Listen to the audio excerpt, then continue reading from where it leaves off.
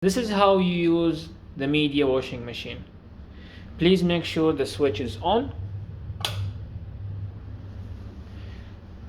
Open the door. Load whatever you want to wash. Close the door. Load your detergent here.